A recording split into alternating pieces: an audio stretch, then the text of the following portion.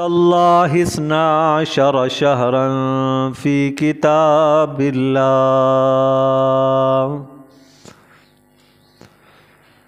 وقال النبی صلی اللہ علیہ وسلم اللہم بارک لنا فی رجب و شعبان وبلغنا رمضان او کما قال علیہ الصلاة والسلام آمنت باللہ صدق اللہ مولانا العظیم وصدق رسولہ النبی الکریم ونحن على ذلك لمن الشاهدين والشاكرين والحمد لله رب العالمين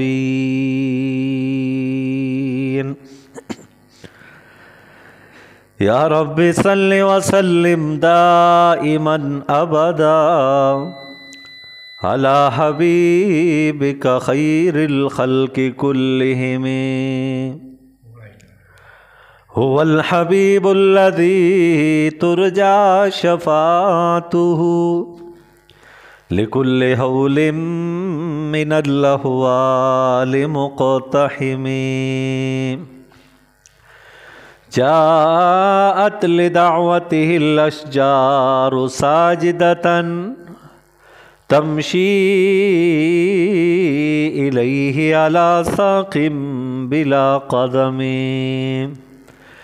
فاق النبيين في خلق وفي خلق ولم يدانوه في علم ولا كرم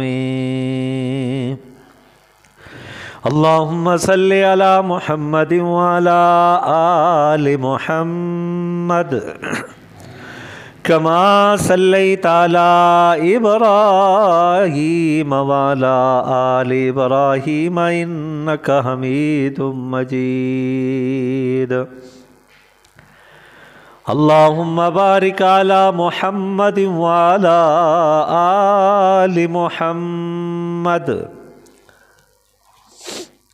كما باركت على إبراهيم وعلى آل إبراهيم إنك حميد مجيد انتہائی واجب الاحترام، واجب التکریم میرے بزرگوں، بھائیو، دوستو،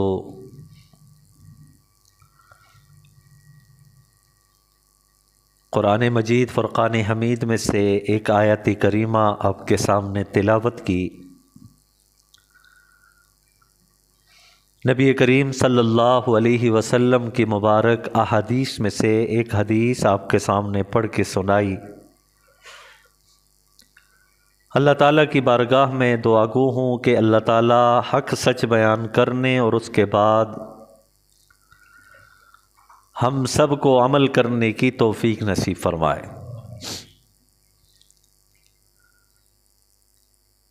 اسلامی مہینوں میں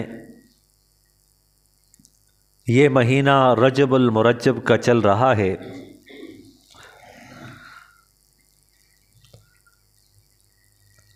جس طرح کہ آپ جانتے ہیں، ہر مہینے کی کوئی نہ کوئی خصوصیت، کوئی نہ کوئی خاص فضیلت،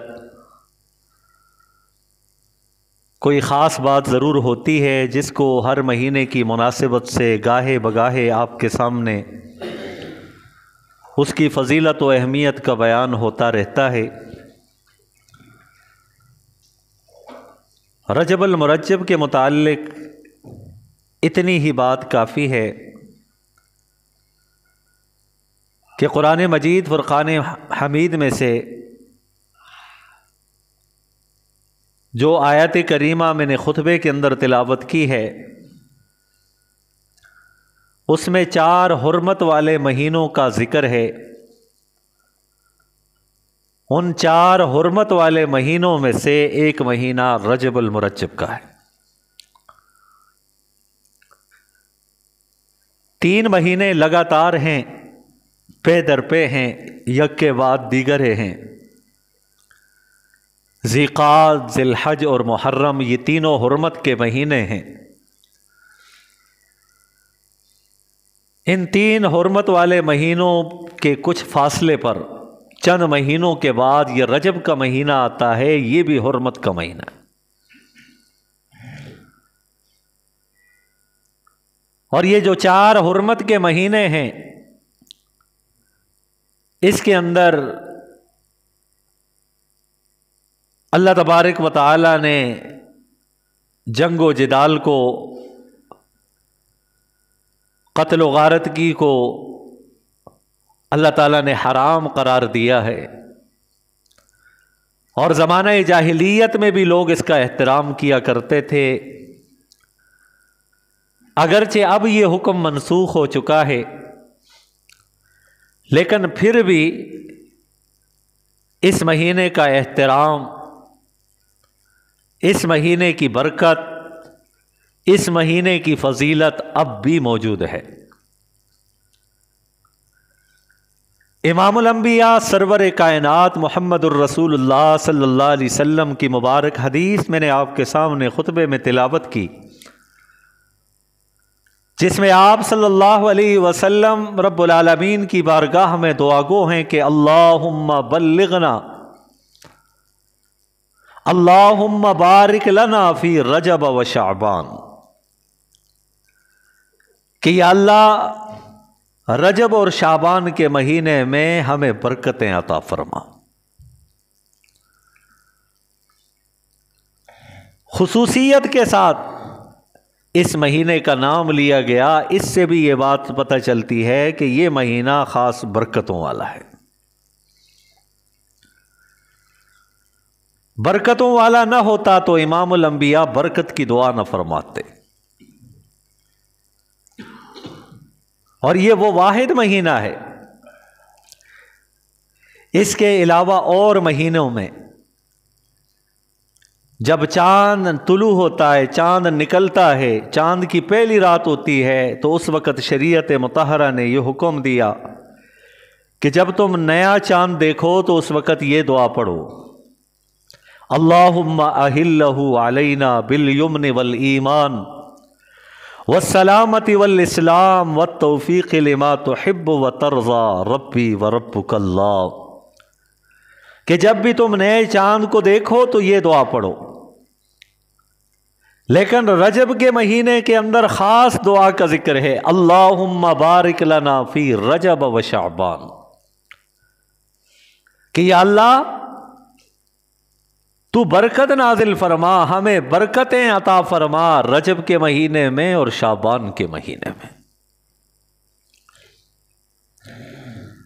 اور صحابہ کرام رضوان اللہ تعالی علیہم اجمعین فرماتے ہیں، متعدد روایات ہیں کہ امام الانبیاء سرور کائنات صلی اللہ علیہ وسلم رجب اور شعبان کے مہینے میں کثرت سے روزے رکھا کرتے تھے، کہ عام مہینوں میں 3 دن کے روزے تو رکھا کرتے تھے، جو چاند کی 13ویں اور 14ویں اور 15ویں رات ہوتی تھی، جس کو ایام بیز کہا جاتا ہے، اور اس کے علاوہ پیر کا اور اسی طرح جمعرات کا روزہ آپ صلی اللہ علیہ وسلم کثرت کے ساتھ رکھا کرتے تھے، نفلی روزے۔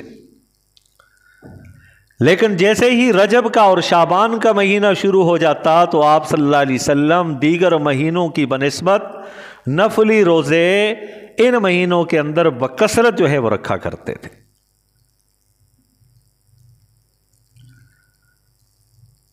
حضرت عبداللہ ابن عباس رضی اللہ تعالیٰ عنہ بیان کرتے ہیں کہ کبھی کبھار رسول اکرم صلی اللہ علیہ وسلم اس طرح روزے رکھا کرتے کہ اب ہمیں پتہ چلتا کہ اب آپ افطار نہیں کریں گے ان مہینوں میں، اور کبھی کبھار آپ افطار فرماتے تو ہمیں یوں لگتا کہ اب آپ نفلی روزہ نہیں رکھیں گے۔ یہ جو پے در پہ روزے رکھنا ہے اور کبھی نہ رکھنا، یہ اس بات کی علامتیں ہیں کہ یہ روزے فرض نہیں ہیں، واجب نہیں ہیں، بلکہ مستحب ہیں اور سنت سے ثابت ہیں۔ کوئی رکھنا چاہے تو اس کا بہت اجر و ثواب ہے اللہ کے نزدیک۔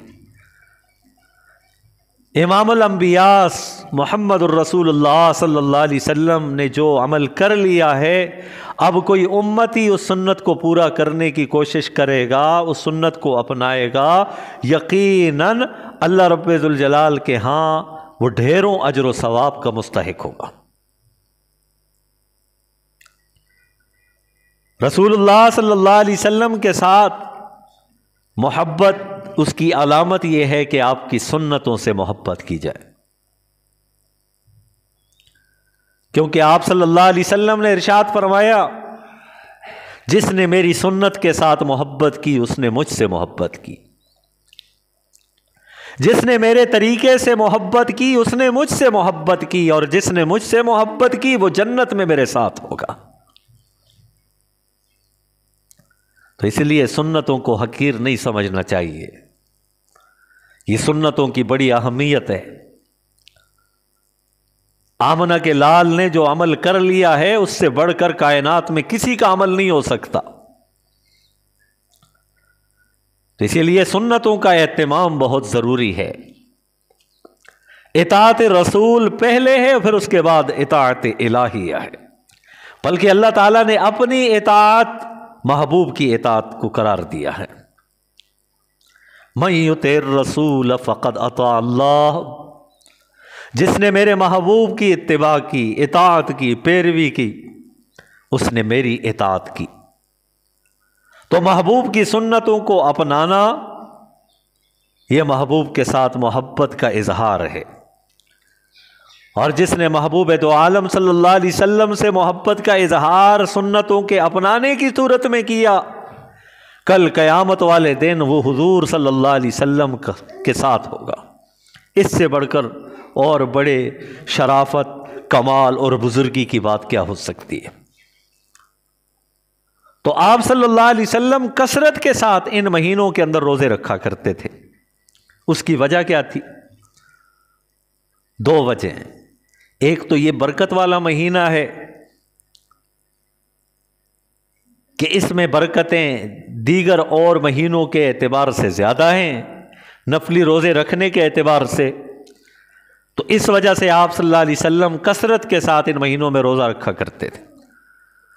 اور دوسرا یہ تھا کہ یہ استقبال رمضان کی تیاری کے لیے، کہ اس میں اگر روزوں کی عادت ڈال دی جائے تو رمضان کے روزے رکھنے میں کوئی دقت نہیں ہوگی۔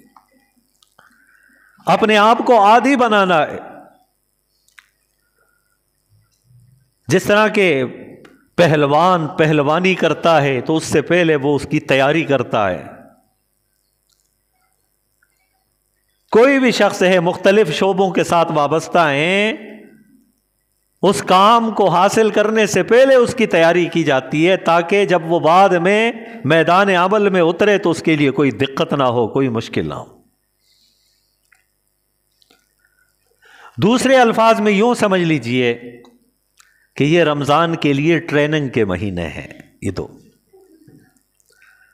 رمضان کی برکتیں، رمضان کے روزے رکھنے، رمضان کی فضیلتوں کو حاصل کرنے کے لیے ان دو مہینوں کے اندر خوب ان چیزوں کا اہتمام کیا جائے، تاکہ ٹریننگ مکمل ہو جائے اور رمضان میں عمل کرنا آسان ہو جائے۔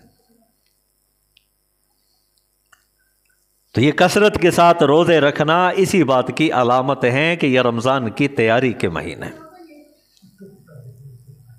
اور جیسے ہی یہ مہینے شروع ہو جاتے تو آپ صلی اللہ علیہ وسلم صحابہ کرام کو تاکیدی طور پر یہ ارشاد فرماتے کہ لوگو تم پر مہینہ آنے والا ہے۔ اور اس دعا میں ایک اور خصوصیت کیا ہے؟ دوسرا جز اس دعا کا دیکھیے، پہلا جز ہے اللہم بارک لنا فی رجب و شعبان، اور دوسرا جملہ کیا ہے؟ وبلغنا رمضان، یا اللہ ہمیں رمضان تک پہنچا دیجیے۔ ہاں یہ تو برکتیں ہیں ہی اس میں، لیکن اصل جو برکتوں کا سرچشمہ، اصل جو برکتوں کا منبع، اصل جو برکتوں سے بھرا ہوا، جس کے شب و روز کے ہر لمحہ، ہر گھڑی، ہر ساعت بابرکت ہے، یا اللہ ہمیں اس بابرکت مہینے تک پہنچاؤ۔ دعا کے دو جز ہیں، ایک تو رجب اور شعبان کی برکتیں اللہ عطا فرما، اور دوسرا یہ ہے کہ ہمیں رمضان تک پہنچا تاکہ اس رمضان کے مہینے کے اندر جو بے شمار اور بے حساب اللہ تعالیٰ کی طرف سے برکتوں کا نزول ہوتا ہے، ہم وہ برکت حاصل کرنے والے بن جائیں۔ یا اللہ ہمیں وہ رمضان کا مہینہ بھی نصیب فرما۔ کتنے ہی لوگ ایسے ہیں جو گزشتہ رمضان میں ہم میں موجود تھے اور اس رمضان میں موجود نہیں ہوں گے، یا ہم میں سے اب جو موجود ہیں کیا پتہ ہے رمضان میں وہ موجود ہوں یا نہ ہوں۔ اس بات کی گارنٹی تو نہیں دے سکتے ہم نا کہ ہم رمضان تک پہنچیں گے۔ ہمیں پتہ نہیں ہے کہ ہماری زندگی کب ختم ہو جائے، ہمیں معلوم نہیں ہے کہ ہماری زندگی کا سورج کب غروب ہو جائے، لیکن اتنا تو کر سکتے ہیں ہم رب سے دعا مانگے جس طرح امام الانبیاء نے دعا فرمائی، وَبَلِّغْنَا رمضان، یا اللہ ہمیں رمضان تک پہنچا دے۔ اور یہ یاد رکھیے گا کہ جب آدمی کسی نئے کام کرنے کی نیت کرتا ہے، نیت پکی کرتا ہے، اگر وہ نئے کام کرنا اس کے نصیب میں نہیں بھی ہوتا پھر بھی اللہ تعالیٰ اس نئے کام کے کرنے کا جتنا ثواب اس کو عطا فرما دیتے۔ ہم دعا مانگیں گے، یا اللہ ہمیں رمضان کی برکتوں تک پہنچا، ہمیں نصیب فرما، اور اگر ہم نہ بھی پہنچے رمضان المبارک کے بابرکت مہینے میں تو پھر بھی اس کا اجر و ثواب اللہ تعالیٰ ہمیں عطا فرمائیں گے۔ تو امام الانبیاء سرور کائنات صلی اللہ علیہ وسلم نے یہ دو دعائیں مانگی ہیں۔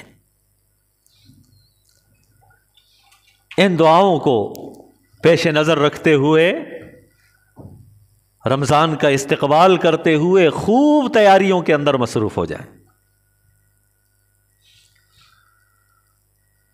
اور دوسری بات، جو رجب المرجب کے اندر بعض ایسی رسومات ہیں جن کو ادا کیا جاتا ہے جن کا دین کے ساتھ کوئی تعلق نہیں ہے۔ کئی دفعہ یہ بات آپ سن چکے ہیں کہ ہمارے لیے وہی کچھ کرنے کا حکم ہے جو اللہ اور اس کے رسول نے بتلایا ہے اور صحابہ کرام نے کیا ہے۔ اللہ اور اس کے رسول کے حکم سے جو بات نہیں ملتی، صحابہ کرام کے عمل سے وہ بات نہیں ملتی، اور پھر کوئی اپنی طرف سے دین کے اندر اضافہ کرنے کی کوشش کی جائے اور دین کی طرف منسوب کی جائے تو اس پر عمل کرنے والے جتنے بھی لوگ ہوں گے ان کو بھی اللہ تبارک و تعالی کی پکڑ نصیب ہوگی، اور اسی طرح جنہوں نے اس راستے پر ان کو آمادہ کیا ہے وہ بھی اللہ کی پکڑ میں آئیں گے۔ ان رسومات میں سے ایک رسم، ایک خرافات، وہ 22 رجب کے متعلق ہے۔ 22 رجب کے کنڈے بڑے مشہور ہیں، لوگ بڑے اہتمام کے ساتھ پکاتے ہیں اور تقسیم بھی کرتے ہیں۔ پوچھا جاتا ہے بھائی 22 رجب، مجھ سے گزشتہ دنوں کے اندر ایک بہن نے سوال کیا کہ قاری صاحب 22 رجب کب آنے والا ہے؟ میں نے کہا کیا کرنا ہے اپنے؟ نے کہا ہم نے کنڈوں کا اہتمام کرنا ہے، سنا ہے کہ اس میں بڑی فضیلت ہوتی ہے۔ تو پھر میں نے ان کی اصلاح کی، ان کو بتلایا کہ دراصل یہ بات اس طرح نہیں ہے۔ اگر آپ اللہ کی خوشنودی کے لیے کچھ بھی پکا کر تقسیم کرنا چاہتی ہیں تو دن کی کوئی قید نہیں ہے، اس میں کسی بھی دن میں آپ کر سکتی ہیں۔ یہ نہیں ہے کہ اللہ تعالیٰ پیر والے دن آپ کی عرضی سنے گا، باقی دنوں کی چھٹی ہے، ایسے بات نہیں ہے۔ یہ نہیں ہے کہ فلاں مہینے کے فلاں دن کے اندر آپ کی عرضی سنی جائے گی، اس کے بعد اللہ تعالیٰ آپ کی سنوائی، آپ کی بات کو نہیں سنیں گے، ایسی بات نہیں ہے۔ اللہ تعالیٰ ہر وقت سننے کے لیے ہے، سمیع ہے، وہ ہر وقت سننے والے ہیں۔ جب بھی کوئی بندہ یا بندی اسے پکارتا ہے، اسے راضی کرنے کی کوشش کرتا ہے، اس کے راستے میں دینے کی، خرچ کرنے کی کوشش کرتا ہے، اس کو اس کا پتہ ہوتا ہے، اس کا اجر و ثواب بھی اللہ تعالیٰ عطا فرماتے ہیں۔ تو 22 رجب یہ کنڈوں کی کیا حقیقت ہے؟ مختصر میں اس کی تفصیل میں نہیں جانا چاہتا، مختصراً بتلانا چاہتا ہوں۔ لوگوں کا یہ نظریہ ہے اور روافض نے اس کو پھیلایا ہے کہ 22 رجب امام جعفر صادق کا یوم ولادت ہے۔ تو اس لیے ہم امام جعفر صادق رحمتullah علیہ کی ولادت بسعادت کی خوشی میں اس طرح کنڈوں کا اہتمام کرتے ہیں، اس کے بنانے کا اور اس کے تقسیم کرنے کا۔ جبکہ محققین فرماتے ہیں جہاں لوگ خرافات پھیلاتے ہیں نا، دین کے اندر نئی نئی چیزیں گھڑتے ہیں، وہاں پر اللہ کے نیک بندے بھی ہوتے ہیں جو دین کی صحیح سمت لوگوں کو بتلاتے ہیں کہ یہ دین نہیں ہے، دین یہ ہے۔ جو جھوٹی روایات کے پیچھے لوگوں کو لے کر جاتے ہیں، من گڑت قصے اور کہانیوں کے پیچھے لے کے جاتے ہیں، وہاں پر اہل حق بھی موجود ہوتے ہیں جو بتلاتے ہیں کہ حق یہ ہے، باطل یہ ہے، رب کا راستہ یہ ہے، رحمان کا طریقہ یہ ہے، اس پہ اوپر آ جاؤ۔ تو محققین نے تحقیق کی اور وہ ان کی تحقیق اس نتیجے پر پہنچی کہ امام جعفر صادق رحمتullah علیہ کی ولادت بسعادت وہ 8 رمضان کو ہوئی ہے، اور ان کی وفات جو ہے وہ شوال کے مہینے کے اندر ہوئی ہے۔ نہ ان کی پیدائش رجب کے مہینے میں ہوئی ہے، نہ وفات ہوئی ہے۔ یہ تو روافض کی در حقیقت پھیلائی ہوئی ایک بات ہے، اور انہوں نے اس بات کو کیوں پھیلایا؟ اس کی وجہ یہ ہے کہ محققین فرماتے ہیں کہ 22 رجب المرجب یہ امیر المومنین حضرت امیر معاویہ رضی اللہ تعالیٰ عنہ کا یوم وفات ہے، جو کاتب وحی ہیں، جو وحی کے لکھنے پر معمور جو صحابی رسول ہیں، حضرت امیر معاویہ رضی اللہ تعالیٰ، تو ان کی وفات کا دن جو ہے وہ 22 رجب المرجب کا مہینہ ہے، یہ دن ہے۔ تو روافض ان کے ساتھ بغض کا اظہار کرتے ہوئے اس دن کنڈوں کا اہتمام کرتے ہیں، اس کو بناتے بھی ہیں اور اس کی تقسیم بھی کرتے ہیں۔ تو اب جو بھی آدمی، جتنے بھی لوگ اہل سنت والجماعت سے تعلق رکھتے ہیں، اگر وہ ان چیزوں کا اہتمام کریں گے تو ان کی مشابہت روافض کے ساتھ آئے گی، کیونکہ روافض امیر معاویہ کے ساتھ بغض کا اظہار کرتے ہیں۔ اگر ہم بھی ان کنڈوں کا اہتمام کریں گے تو ہم بھی اس بغض کے اندر شریک ہو جائیں گے، اور اگر ہم شریک ہو گئے تو ایمان خطرے میں پڑ جائے گا۔ اللہ اللہ فی اصحابی لا تتخذوہم من بعدی غرضا، کہ خبردار لوگوں سن لو، اللہ سے ڈرو، اللہ سے ڈرو میرے صحابہ کے معاملے میں، خبردار میرے بعد میرے صحابہ کو تان و تشنیع کا نشانہ نہ بنانا۔ کیوں؟ فمن احبہم فبحبی احبہم، جو ان سے محبت کرے گا، ان سے محبت یہ مجھ سے محبت ہے۔ ومن ابغضہم فببغضی ابغضہم، جو ان سے بغض رکھے گا یہ ان کا بغض مجھ سے بغض ہے، اور جو مجھ سے بغض کرے گا وہ اللہ سے بغض کرنے والا ہوگا۔ تو اس لیے ان خرافات سے اپنے آپ کو بچانا ہے، یہ کنڈوں کا اہتمام، اس رسم کو جڑ سے اکھاڑ کر پھینکنا ہے، اس کا دین کے ساتھ، شریعت کے ساتھ کوئی تعلق نہیں ہے۔ پھر اسی طرح رجب کے مہینے کے اندر مخصوص عبادتوں کرنے کا اہتمام ہوتا ہے۔ کئی دفعہ نظروں کے سامنے سے یہ باتیں گزری ہیں، لوگوں کی لکھی ہوئی، ان کی نقل کردہ، کہ فلاں رات کو، رجب کی 27ویں رات کو آپ یہ پڑھیں وہ پڑھیں، اس کا اتنا اجر و ثواب ہوگا۔ میں نے پہلے عرض کر دیا ہے، اجر و ثواب اس بات پر ہے جو شریعت نے بتلایا ہے، صحابہ نے کر کے دکھایا ہے، امام الانبیاء نے بتلایا ہے، صحابہ کرام نے کر کے دکھایا ہے۔ اب جو صحابہ کرام کے طرز کو اپنائے گا اس کو اجر و ثواب ملے گا، وگرنہ کتنا ہی اچھا کام کیوں نہ ہو، صحابہ کے طرز عمل کے خلاف ہو، اس پر اجر و ثواب نہیں مل سکتا۔ کیوں؟ صحابہ کرام ہمارے ایمان کا معیار ہیں، کہ ہمارے ایمان کو پرکھا جائے گا صحابہ کرام کے ایمان کو دیکھ کر۔ وہ ایک عالم دین ایک واقعہ سنا رہے تھے، تبلیغی جماعت جو ہے یہ عرب کے کسی دیہات کے اندر چلی گئی، وہاں کھلے عام تو اس طرح تبلیغ کرنے کی اجازت نہیں ہوتی ہے، لیکن بعض جگہوں میں، بعض گھروں کے اندر لوگ جاتے ہیں، وہاں تبلیغ کا اہتمام ہوتا ہے۔ اب جیسے کہ آپ جانتے ہیں اس میں ایک عمل ہوتا ہے مشورے کا، اس میں مشورہ کیا جاتا ہے کہ آج کا بیان کون کرے گا۔ اس میں نئے ساتھی بھی ہوتے ہیں، سیکھنے کے لیے جاتے ہیں نا کہ دین کو سیکھنا چاہیے۔ آج اگر دنیا کے لیے ہمیں وقت 24 گھنٹے کا وقت ہمارے پاس موجود ہے، دین سیکھنے کے لیے 2 گھنٹے 2 دن 4 دن ہم نہیں دے سکتے۔ اگر آج کوئی بتائے نا کہ آپ کے بیٹے کو میں آسٹریلیا لے کے جانا چاہتا ہوں، اس کو میں اٹلی لے کر جانا چاہتا ہوں، تو اس کی عمر اگر 1 سال کم بھی ہے نا تو ہم کوشش کریں گے 2 سال اس کی عمر کو بھی بڑھا دیں تاکہ اس کو جلدی لے جایا جائے۔ اور کوئی یہ بتائے کہ یہ 6 سال کے بعد آئے گا، کوئی بات نہیں ہے، لے جاؤ، کیونکہ اسے پتہ ہے میری دنیا کا فائدہ ہے نا، اور آخرت کا فائدہ ہمیں نظر نہیں آتا۔ اس کے لیے ہم دین سیکھنے کی فرصت ہی نہیں ہے ہمارے پاس۔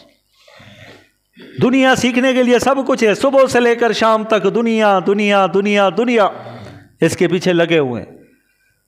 نہیں سیکھنی آتی تو دین نہیں آتا۔ اس دن ساتھی بات کر رہے تھے کہ کئی ایسے لوگ ہیں جن کو کلمہ طیبہ پڑھنا بھی نہیں آتا۔ وہ ایک نے ذکر کیا کہ بھئی فلاں جگہ کے اندر جماعت کے ساتھی گئے ہیں، ان کو کلمہ پڑھنا نہیں آتا، تو محترم حاجی صاحب نے بتایا کہ اب بھی ایسے لوگ موجود ہیں، میں گنوا سکتا ہوں کہ انہیں کلمہ طیبہ پڑھنا نہیں آتا۔ ہاں، پھر ہم کہتے ہیں کہ بھئی یہ تبلیغ کافروں کو جا کے کرو، مسلمانوں کو کیا کرتے ہو؟ اور بھئی مسلمان بے دینی کی طرف جا رہا ہے تو سب سے پہلے گھر کی بے دینی کو ختم کریں گے نا، گھر کی آگ کو پہلے بجھائیں گے، پھر محلے کی آگ کو جا کر بجھائیں گے نا۔ سب سے پہلے بے دینی اپنے اندر سے ختم کریں گے۔ تو اسی لیے دین سیکھنے کی کوشش کریں۔ کئی لوگ ایسے ہیں کہ بھئی دعائے قنوت نہیں آتی بھائی، اور 10 سالوں سے وہ کہہ رہے ہیں نہیں آتی ہے۔ بھائی 10 سالوں کے اندر اگر ایک ایک حرف بھی آپ پڑھتے ہیں نا، ایک ایک ہفتے کے اندر بھی، تو آپ کی دعائے قنوت آپ کو یاد ہو جاتی۔ کوشش تو کریں نا، کوشش کی نہیں جاتی اور پھر کہتے ہیں ہمیں نہیں آتی جی۔ نماز جنازہ نہیں آتی، دنیا کے سارے کام آتے ہیں، بڑی سے بڑی ڈگریاں حاصل کر لیتے ہیں، اپنا نام کماتے ہیں، اپنے آپ کو لوگوں کے سامنے منواتے ہیں۔ جب جنازے کی باری آ جائے، کوئی کسی کو کہہ دے بھائی جنازہ پڑھائیں، وہ کہے مجھے جنازہ نہیں آتا، تو کتنی بڑی محرومی کی بات ہے اور افسوس کی بات ہے۔ تو بہرحال عرض میں یہ کر رہا تھا، وہ وہاں پر مشورہ ہوا تو اس میں ایک نیا ساتھی تھا، تو اس کے لیے مقرر کیا گیا کہ آپ نے بیان کرنا ہے۔ اس نے کہا امیر صاحب میں نے تو کبھی زندگی میں بیان کیا ہی نہیں ہے، میں بھلا کیسے بیان کرتا ہوں؟ میں نے کہا مشورے میں خیر ہوتی ہے اور اس میں برکت ہوتی ہے اور امیر کی اطاعت یہ لازمی ہوتی ہے، تو لہذا اس میں خیر ہوگی، آپ بس کھڑے ہو جانا اور یہی کہہ دینا کہ مجھے بیان نہیں آتا، اتنا ہی کافی ہے۔ اس کو بڑی مشکل سے منایا گیا، وہ تیار ہو گیا۔ اب جیسے ہی بیان کا وقت آیا تو بیان کے وقت بڑے خواص، بڑے لوگ جو تھے ارباب اقتدار میں سے جن کا تعلق تھا، کچھ لوگ وہ بھی آ چکے تھے۔ ابھی دل کے اندر یہ دعا کر رہے ہیں کہ یا اللہ کچھ بہتر کر دے، ایسا نہ ہو کہ کچھ ایسی باتیں اس کی زبان سے نکلیں اور بعد میں ہماری رسوائی کا سبب نہ بن جائیں۔ یا اللہ تو ہی اس کی مدد و نصرت فرما۔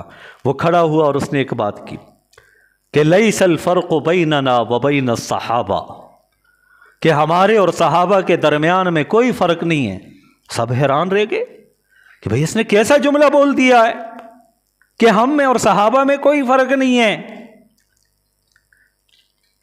اب اندر ہی اندر سے خیر کی دعائیں امیر صاحب بھی مانگ رہے ہیں اور لوگ بھی مان رہے ہیں، اور جب بات ایسی ویسی ہوتی ہے نا لوگوں کی توجہ بھی بڑھ جاتی ہے۔ ہاں، لوگوں کی توجہ بڑھ جاتی ہے، تو سب کے کان کھڑے ہو گئے کہ یہ کیسی بات کر رہا ہے۔ اس نے کہا لیس الفرق بیننا وبین الصحابہ، کوئی فرق نہیں ہے ہمارے اور صحابہ کے درمیان میں، الا شبرا واحدہ، مگر ایک بالشت کا۔ اب اور بھی حیران ہو گئے کہ یار پہلے تو اس نے کہا ہمارے درمیان فرق نہیں ہے مگر ایک بالش کا فرق ہے۔ वो कहना ये चाहता था कि हमारे और सहाबा के दरमियान में फ़र्क नहीं है। यानी मतलब क्या है, वो भी नमाज़ें पढ़ते थे, हम भी नमाज़ें पढ़ते हैं, वो भी रोज़े रखते थे, हम भी रोज़े रखते हैं, वो भी नेकी के काम किया करते थे, हम भी नेकी के काम किया करते हैं, वो भी हज किया करते थे, हम भी हज करते हैं, वो भी उम्रों का एहतमाम किया करते थे, हम भी एहतमाम करते हैं। इस अमल के करने में उनके दरमियान और हमारे दरमियान में कोई फ़र्क नहीं है, इल्ला शिब्रन वाहिदा, मगर एक बालिश, वो फ़र्क है। फिर उसने खुद ही कहा कि वो पता है फ़र्क क्या है, फ़र्क ये है कि सहाबा का ईमान दिल में होता था, हमारा ईमान ज़बानों पर है। ये फ़र्क है। कितनी बड़ी बात कही है। आज हमारा ईमान ज़बानों पर है, दिल खाली है। आज़ान की आवाज़ अब भी मस्जिद के स्पीकर में ये गूंजती है और लोगों के कानों पर पड़ती है, लेकिन टस से मस नहीं होते हैं। वो सहाबा थे, जब हय्या अलस्सलाह हय्या अलल फलाह की ज़बान की आवाज़ उनकी कानों से टकराती थी, अपने कामों को छोड़ छाड़ कर रब्बुल आलमीन की बारगाह की तरफ, यानी घर की तरफ मुतवज्जे हो जाया करते थे। तो उनका ईमान दिल में था, हमारा ईमान ज़बानों पर है। आज एक मरतबा वो किसी आदमी ने कहा ना कि भाई इस बस्ती में कोई नमाज पढ़ने वाला नहीं है, तो पूछा कि यहाँ 5 वक्त की अजान नहीं होती? कहा अजान तो होती है। कहा अजान होती है फिर भी कोई मस्जिद में नहीं आता? कहा नहीं। कहा कि अभी अजान दे दी आपने? कहा दे दी है। कहा अब दोबारा अजान दो। जब दोबारा अजान दी तो सारे बस्ती वाले आ गए हो, क्या हो गया, तुम पागल हो गए हो कि आज दूसरी मरतबा अजान दे रहे हो? तनकीद के लिए पहुंच जाते, एतराज़ जहां पर मिले वहां पर पहुंच जाते हैं। दीन की बात में कोई एतराज़ मिल जाए, हो जी ये दीनदार ऐसे हैं, ये मौलवी ऐसे हैं, ये दाढ़ी वाले ऐसे हैं, ये पगड़ी वाले ऐसे हैं, ये कुर्ते वाले ऐसे हैं, ये अल्लाह रसूल की बात करने वाले ऐसे हैं। तनकीद के लिए हम आगे बढ़ते हैं, लेकिन कभी कोशिश नहीं की कि इनसे दीन सीख लें, कुरान सीख लें, अल्लाह के हुक्मों को पूरा कर लें। वैसे 5 वक्त की अजान उनके कानों से टकराती थी, कभी मस्जिद में नहीं आए। 2 मरतबा अजान दी थी, सब आ गए, और फिर वो आए किस लिए? तनकीद के लिए, फिर वापस चले गए। तो सहाबा का ईमान दिल में था, हमारा ईमान ज़बानों पर है। हम ज़बान से कहते हैं हम मोमिन हैं, लेकिन दिल के अंदर ईमान नहीं उतरा। जबकि ईमान नाम है इकरार बिल लिसान व तस्दीक बिल क़ल्ब, ज़बान से इकरार करना और दिल के अंदर उसकी तस्दीक करना, इन दोनों चीज़ों के साथ के करने से ईमान मुकम्मल होता है। तो 22 रजबुल मुरज्जब के हवाले से चंद मारूज़ात मैंने आपकी खिदमत में पेश की हैं। तो इसलिए जो तरीके करने के हैं, जो काम करने के हैं, उनको किया जाए, उन पर अजर व सवाब ज़रूर मिलेगा।